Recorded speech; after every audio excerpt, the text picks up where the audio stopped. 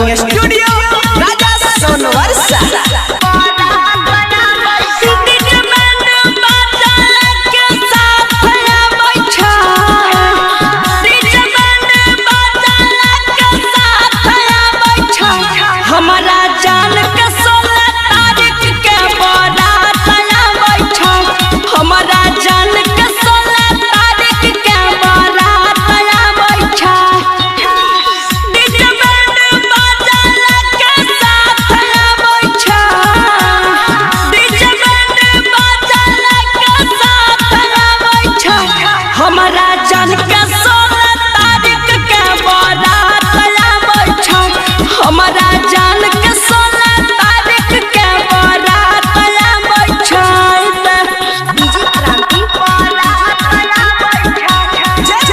Recording studio राजा सोनवर्षा।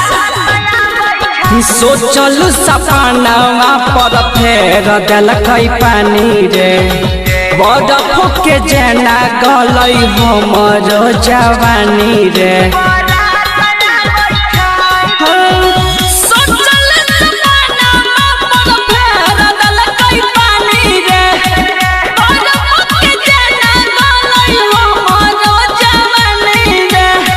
अगुआ पहुँचो दवाई के साथ आबै छै।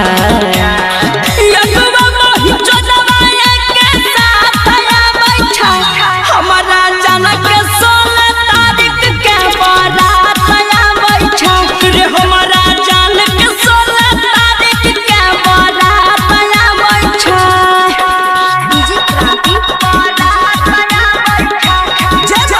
रिकॉर्डिंग स्टूडियो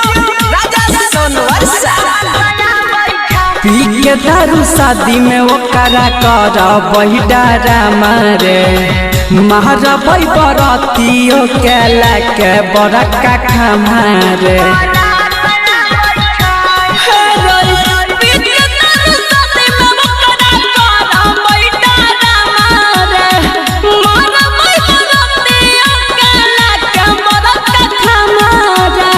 निर्जाय जइया के हाथ आबै छै।